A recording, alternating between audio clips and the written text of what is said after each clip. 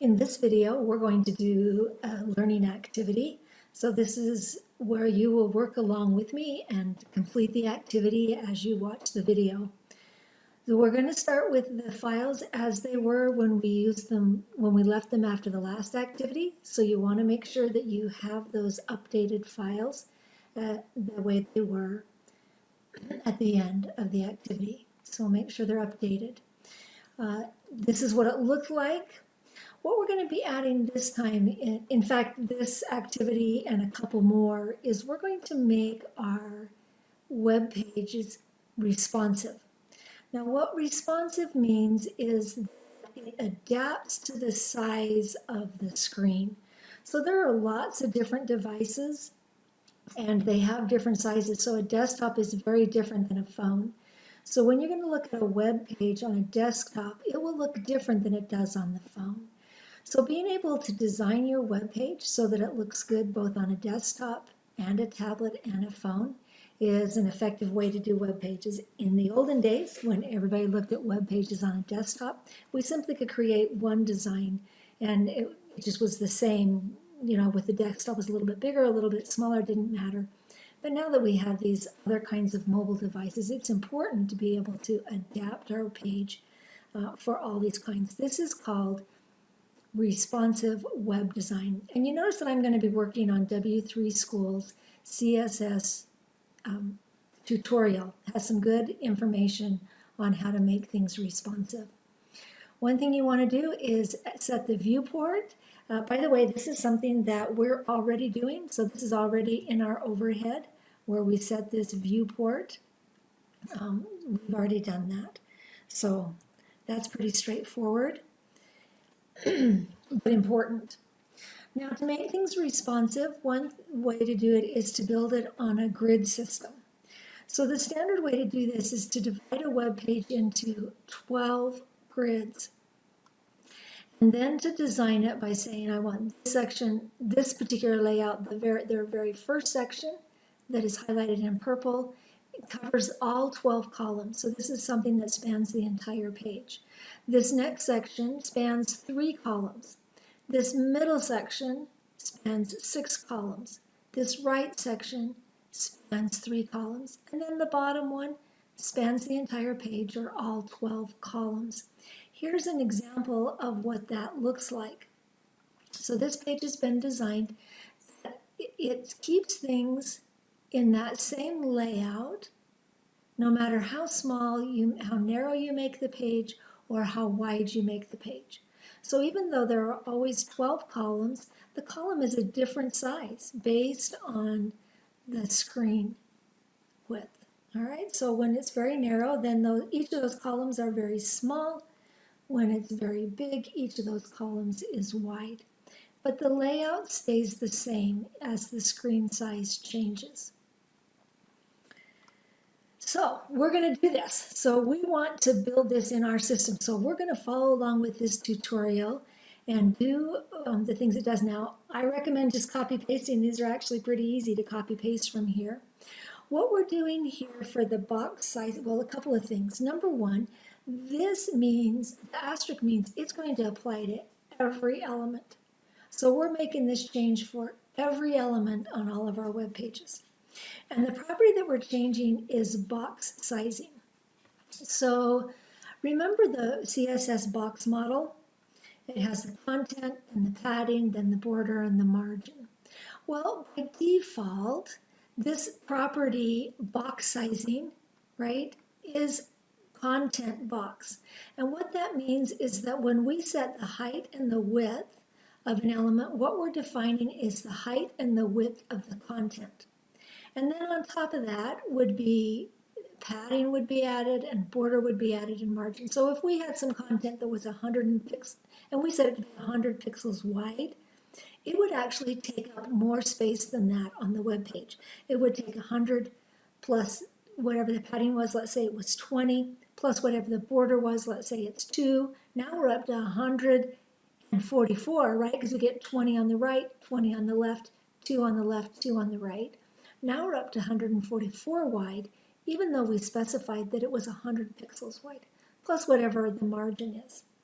Well, when we set this to, that's the default value is content box. When we change that to border box, what that means is that when we specify the height and the width properties, it includes the content, padding, and border.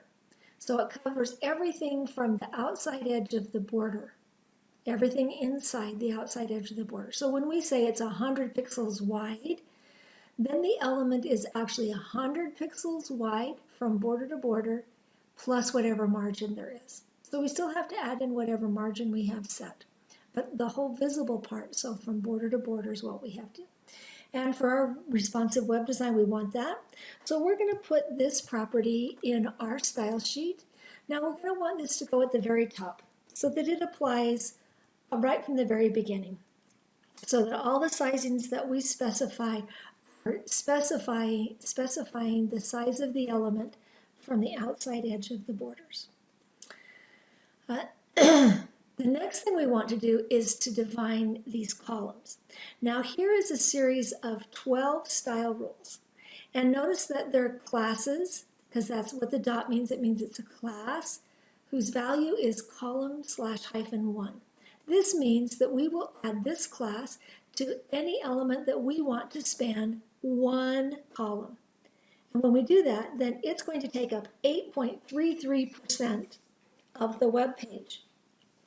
If we want something to span 3 columns, then we would give it this class. And it would actually take up 25% of the web page, because it would be 3 of the 12 columns. So what this does is this allows us to specify the width of any number of columns. So something that we set the class equal to column 6, that means we want it to span 6 columns, so it will have a width of 50%. And because we're using percentages here, as the web page changes, that the percentage changes, the actual number of pixels changes, but the percentage stays the same. So we want to have all 12 of these style rules in here, so we can simply use those class values in our HTML. So I'm going to go down here and I'm going to start a new section, and I'm going to call this the grid view. So here's where we're going to create the grid view possibilities. And I just simply pasted all 12 of those rules in there. Now I may not use all of them, but I'll just have them all there so that whenever I want, I can say, I want this element to span 9 columns. Then I can just give it a class equals column-9. So this sets it up so I can span any number of columns with any element that I want. Now there's some cleaning up that we need to do. Here's some, what we're going to do now is there are some properties that we want to add to each one of these. And so instead of adding this property 12 times, what we're going to do is use this selector that says, this is an attribute selector, so it says this is anything that has a class attribute that contains COL hyphen, right? That means that will be any of these classes contain COL hyphen. So this selector will select any element that has column COL hyphen in the class attribute. And what we want to do is what we're going to do is you do a column and you float it left, and then the next one will go up next to it. So you're using float to get these elements to line up next to each other. You use the column class to identify how wide the element will be, and then you use this to say it will float. So I'm going to copy this. Notice there's one piece and paste it in here.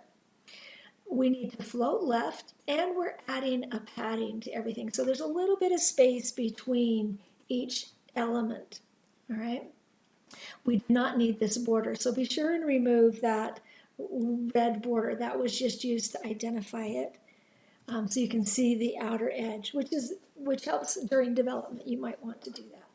So now we identified left, and so now they will float one after another next to each other. The way that we use them is we divide our content. Anytime we want to have columns in our content, we specify a row. Now you'll notice that we're using the non-semantic divs because we're just using them to establish rows. So here we just say, okay, we have a class row, and in that row, we can have however many different elements we want. What we do is identify that the columns add up to 12. So here we just have two divs, one that spans 3 columns and one that spans 9 columns. So this is what we're going to do in our HTML. And so let's go ahead and identify that. So let me show you here. We're going to be working on this section. We want we want to set it up so that we have 4 columns that contain a series of distractions, another 4 columns that contain a series of distractions, and then the last 4 columns that contain the aside. All right, so to do this, we want to open up our distractions. We're not going to do anything with our header section, our nav section, or the very first section identified there. But we're going to move down to our main content. And we want to create a div that is a row. Well, it turns out that we can have 2 classes in, so I'm going to create a div that the class is set to row. And I want the row to contain all of these sections in the main content and the aside. So I'm going to go all the way to the bottom of the aside, and I'm going to close that div. All right, so that's the row. All right, now I need to identify the different columns that are going to be in the row. Remember, we want these columns to add up to 12. So I'm going to go up here to the beginning, and I'm going to have one section that is spans 4 columns, and I'm going to use this div I already have called main content. Now I want to have 2 classes.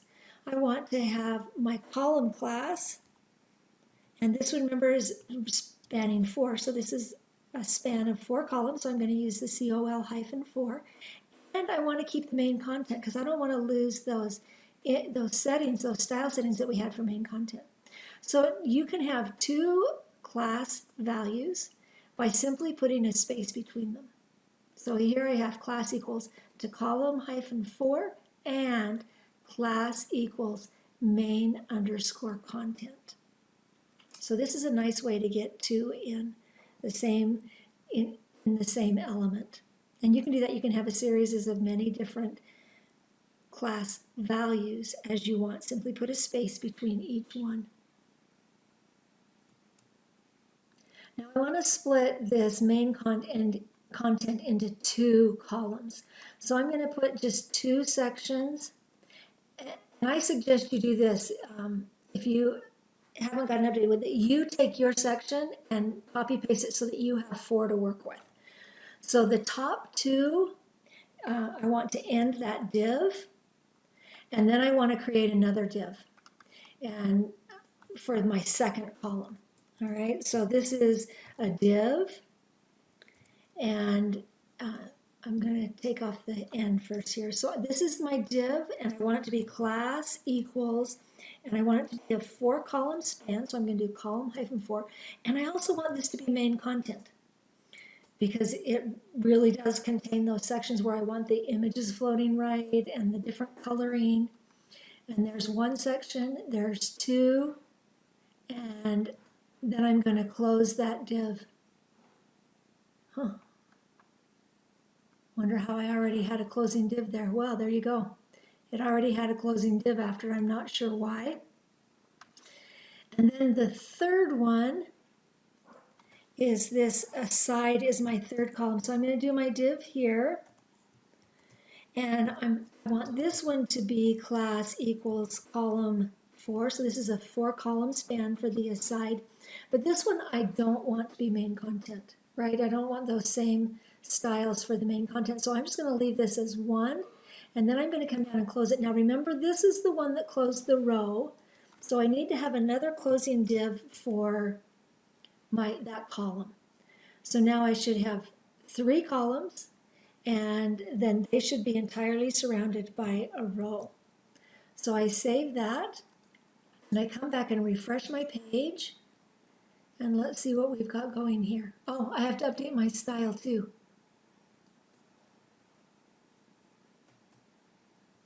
Okay, so once I've saved all those files, then I can go back and refresh the page.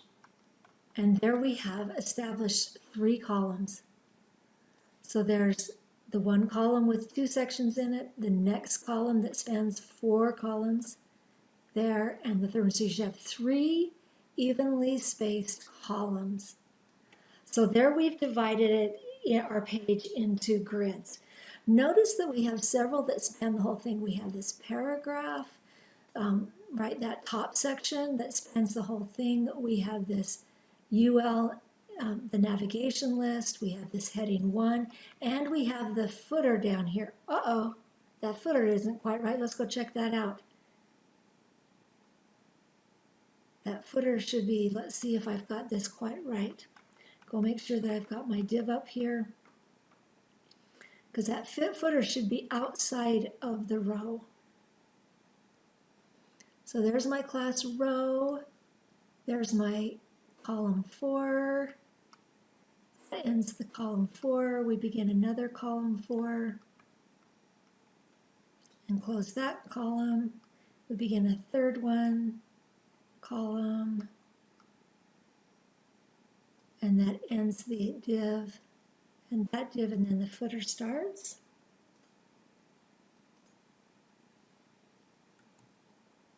Okay, so I have checked all of my divs and make sure they match, and we still have this footer coming up here. And this has to do with that things are floated. Remember that this column is floated left, which allows this to come up beside it, and then it allows this to come up beside it, and that's how we get them to line up with our columns. Well, those floats also allow any trailing content to float up next to them. So we need to do some cleanup here at the end of the row so that we don't get this content coming up that we don't want to be part of it. And this is also described in here. And the way that this cleanup happens is that we say, after the row, add a little bit of content. So this is, so we want to add this pseudo element. All right, so this is a pseudo element. So it's this class row, and we're going to add the pseudo element right after it.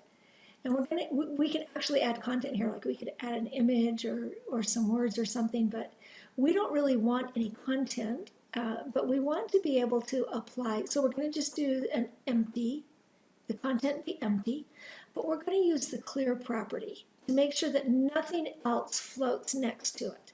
And then we're going to set the display to table, and this will clean up our row very nicely. So we're going to add this. We need to copy this and put it in our style sheet. And just put that at the bottom, and then that will clean up those rows. So save that, and go back to our page, refresh, and there, that forces that to clear after the end of the row. And then we don't get that footer or any other content that comes after our row to come up. So notice that we have these 3 things. We have the heading 1, we have the header section, the nav section, this section that's just a section by itself. So header, nav, section, and footer, we want to span the full 12 columns. Well, when they span 12 columns, we don't need to do anything to specify that. So they don't need a row. We don't need to use column -12. We're not going to put those in anything. So we really only need to put the divs around the sections where we want to separate into columns. So we've done that to those middle sections, and the other ones we'll just let them be the way that they are. Now there's a couple of things that I want to do to add style to the aside. So we've got the grid view added, right? So we have the grid view all added the way we want it and have all the style that we need to continue to use it. So now that we have this in our style, we can just add columns and rows wherever we want. I want to do some things though, styling this aside section. So I've got an image in the resources that is this distraction discussion, And I want that to go alongside here, down this left side. So I'm going to, in the style, I'm going to add it as a background image. So I'm going to add several properties here. So I'm going to use the background, the shorthand property that allows me to set a whole bunch. I've already set the color. I'm going to keep that separate because I'm going to add two different images in the end, and I can't have the color with it when I do that. So I'm going to do a URL for that image. Now, this is something different. The style sheet is in resources. So there's my style.css. I'm in resources. So to access this image, I don't need to say go in resources because I'm already there. So I can just do the file directly. So that file name is distract. You go ahead and add this as well. Discuss.gif. That's the URL. So if I save that, then that becomes the background image. And remember that the default is that it repeats over and over again. And that's not what I want. I want it to only repeat down the y-axis. So I'm going to use repeat y as the property. And I refresh. And there it is going down the side. Okay. And but now notice I've got a couple of things happening here that I want to fix. One, I want it to start at the top. So I'm going to say that I want it to be I'm going to position it at the top, and the left is where I want it to start, and only repeat Y.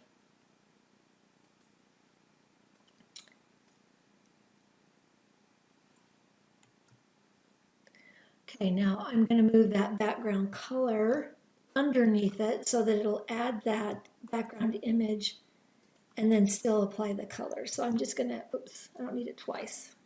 I'm just going to move it down below. And now if I refresh now, it's adding that image and the background color on whatever's remaining, right? Because I just had this be on the very left part, and then the color fills up the rest of it. Then notice I've got text running over top of it, and I don't want that. So I'm going to add a padding to do that. So to move that. And so I really need to move that padding left a whole bunch. But let's go ahead and add nice padding on all of it. Because as of right now, we're really tight on everything.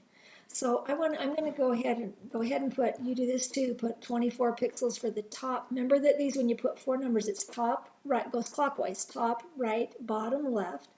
So 24 pixels top, 16 pixels right, 24 pixels bottom, and then that left I want to be big enough for that picture. So put an 82 pixels on the left and save that. So remember that the background goes behind the padding, but the content does not. So none of this content. So here we have enough space for the entire picture and a little bit of space in the color. And that gives us just what we need to make everything line up nicely here. So that looks good so far, right? So we've got this nice little repeating thing. And as this gets longer, as you send your different distraction discussion links, this will get very long, and that image will just continue to repeat down that left side. So now as we get bigger, watch how those columns just simply expand, and it just simply gets bigger. Now notice what happens when we get smaller here. Everything's doing nicely, it's getting smaller, but look at these images spilling out over the edge. And we don't want them to do that. So we've identified a width for those images, and we did that in the HTML. And that width is wider than the column itself when it gets smaller. So we want to set the style on these images so that they don't do that. And the way we're going to do that is we're going to say for anytime we have an aside, if there's an image inside that, so we want to set the style on that to have a max width. So we're identifying, we're not saying how wide we want it to be, but we're saying we don't want it any wider than this. So we want the max width to be 90%. And that allows it to grow and shrink, but never ever exceed that 90%. And then the height, we don't want to specify the height because these images, remember, they're all can be a different height. We only specified what the width had to be. And the height we want to stay proportional. So we don't want to just change the width without changing the height. So we're going to just set the height to auto. And that will keep it so it stays, the proportions stay relative the way it was set to be. So we're going to add those two properties. And now, once we set that, when this gets bigger, they go ahead and stay their 320 pixels. But when it gets smaller, right? When it gets smaller, they're never ever going to be more than 90%. So you see it resizing those images as it gets too small. So this is one way that we can deal with images so that the images themselves are responsive.